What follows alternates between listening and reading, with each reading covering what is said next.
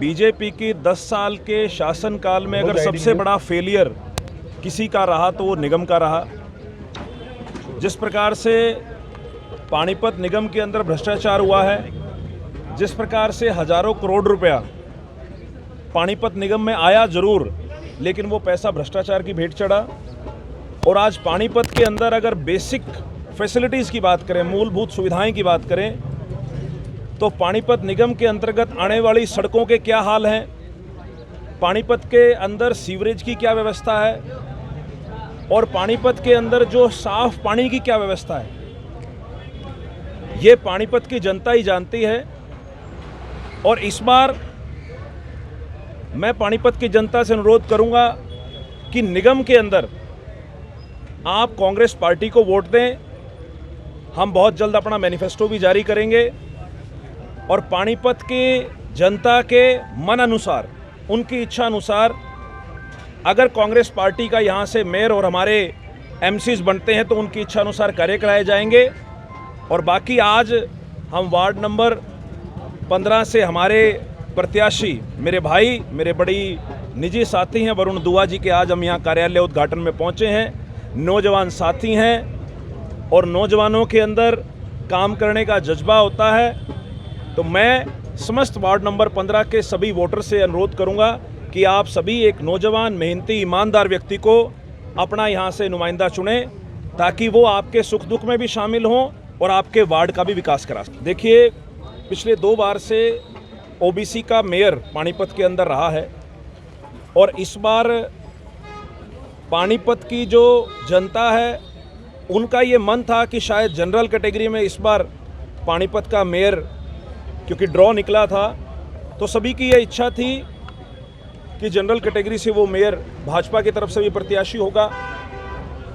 लेकिन मुझे लगता है कि नायब सिंह सैनी जी ने सबसे पहले अगर इस प्रकार का काम करने का काम किया तो मनोहर लाल खट्टर जी की लोकसभा में किया।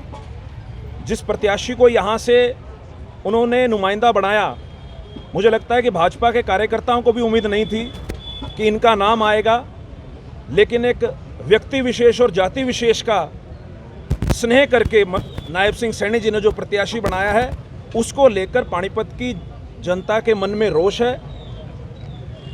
मुझे लगता है कि हमने जैसे करनाल के अंदर मनोज वधवा जी को प्रत्याशी बनाया है और उसी प्रकार से पानीपत के अंदर हमने सविता गर्ग जी को कैंडिडेट बनाया है, तो बड़ा बैलेंस करके जातिगत समीकरण देख के कांग्रेस पार्टी ने ये फैसले लिए हैं। लेकिन भाजपा ने एक तरफ करते हुए जिस प्रकार से यहाँ फैसला लिया, मुझे लगता है कि जनता आने वाली 9 तारीख को इसका जवाब देगी। कल पानीपत में कांग्रेस ने प्रेस कॉन्फ्रेंस की और उसमें कहा गया कि सरकार और बीजेपी पार्टी जो है हमारे प्रत्याशियों पे दबाव बना रही है। ये बात तो आप करनाल में पूछ के आइए। हमारे कई प्रत्याशियों के ऊपर मानसिक दबाव बनाया गया। एक प्रत्याशी को किडनैप करने की कोशिश की गई, उसे ज़बरदस्ती कागज़ उठवाने की कोशिश की गई, 1-2 प्रत्याशियों के ऊपर मुकदमे दर्ज कराए गए, लेकिन जनता सब देख रही है। क्या भाजपा 1 नेशन 1 इलेक्शन को छोड़कर अब 1 नेशन 1 पार्टी की तरफ बढ़ रही है? आज इस देश के अंदर, इस प्रदेश के अंदर भाजपा इस कदर घमंड में चूर हो चुकी है कि वो लोकतंत्र को भी ख़त्म करना चाहती है। हमें बड़ी मशक्क़त के बाद, हमारे पूर्वजों ने कुर्बानियां दी, उसके बाद हमें ये वोट का अधिकार मिला। लेकिन भाजपा कहीं ना कहीं इस वोट के अधिकार को भी छीनना चाहती है। और अभी आप देखना, क्योंकि पानीपत का चुनाव तो अभी शुरू हुआ है, हम तो करनाल का चुनाव लड़ रहे थे, अब पानीपत क्योंकि चुनाव आज नॉमिनेशन का अंतिम दिन था, यहाँ आए हैं। इस प्रकार के हथकंडे मुझे लगता है भाजपा यहाँ भी अपनाएगी। लेकिन जनता समझदार है। जब जब तानाशाही लोग जनता के साथ, लोगों के साथ अन्याय करते हैं, धक्काशाही करते हैं, तब लोग उनके विरुद्ध खड़े होते हैं। स्टार प्रचारक कौन कौन रहेंगे सर आपकी पार्टी में या पानीपत में? सभी हमारे सीनियर कांग्रेस के नेता, क्योंकि स्टार प्रचारकों की लिस्ट जारी हो चुकी है, वो सभी मौजूद रहेंगे।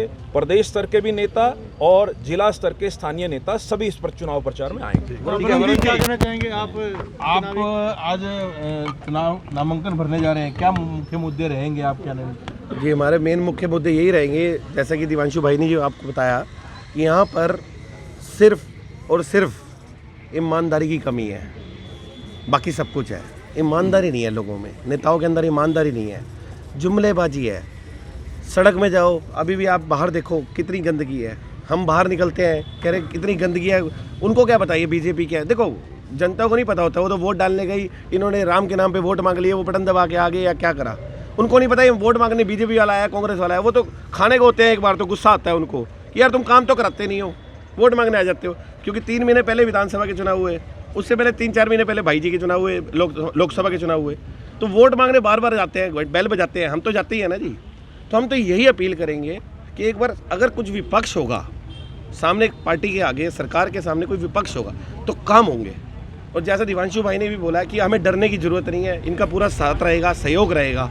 कोई भी हमें कोई दिक्कत आएगी, कोई हमें प्रेशर बनाएगा, तंग करेगा, ये पूरी कांग्रेस पार्टी हमारे साथ है। वरुण जी, आपको लास्ट टाइम पे हाँ जी, हाँ जी। यहाँ पे लिस्ट जारी की गई, समय कम मिल रहा है, बीजेपी के 1 सप्ताह 10 दिन से प्रचार करें, कैसे इसको तेज करेंगे आप? बिल्कुल बिल्कुल, ये बात भी आपने बहुत अच्छी बोली। देखो हमसे वो 10 दिन पहले चल रहे हैं, 10 दिन एडवांस चल रहे हैं, लेकिन ऐसा नहीं है कि हम जा नहीं रहे थे लोगों के पास, लोगों से मिलना जुलना हमने बंद नहीं करा था। हमें यह था कि हमें टिकट मिल भी जाएगी, नहीं मिलेगी तो हम एक कांग्रेस के कार्यकर्ता की तरह काम करेंगे। तो हम काम करना तो चालू था। बस ये है कि आज नामांकन का आज आखिरी दिन है, तो आज हम जा रहे हैं वहाँ पे अपना नॉमिनेशन फाइल करने।